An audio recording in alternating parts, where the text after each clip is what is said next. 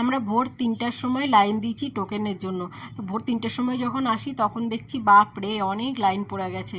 তারপরে আমরা লাইন দিয়েছি, কিন্তু আমরা ভিআইপিতে লাইন দিইনি, কারণ ভিআইপিতেও মোটামুটি অনেক লাইনই পড়ে গিয়েছিলো। তো আমরা জেনারেলেই লাইন দিয়েছি, কারণ সবাই বলছিল আগে জেনারেল ছাড়ে তারপরে ভিআইপি দেয়, তার জন্য আমরা জেনারেলেই লাইন দিয়েছিলাম। ভোর 3টার সময় লাইন দিয়ে আমাদের 9:30 10টার মধ্যে পুজো হয়ে গিয়েছিল। তো এখানে দেখো যারা লাইন দিয়েছেন এই যে সাইডে, এরা কিন্তু গর্ভগৃহে প্রবেশ করবে না, এরা বাইরে থেকে দর্শন করে চলে যাবে। আর আমরা গর্ভগৃহে পুজো দেবো বলে আমাদের লাইনটা কিন্তু আলাদা। তো সমস্ত কিছু পূজা হতে হতে আমাদের 10টা বেজে গিয়েছিলো। তারপরে আমরা বগলা মার কাছে গিয়েছিলাম, বগলা মায়ের পুজো দিয়ে হোটেলে আস্তে আস্তে 12টা এরকম বেজে গেছে। তো 3টের সময় লাইন দিয়ে আমাদের পূজা শেষ হতে 12টা বেজে গেছিলো। তো ভাবো কতটা টাইম লেগেছে।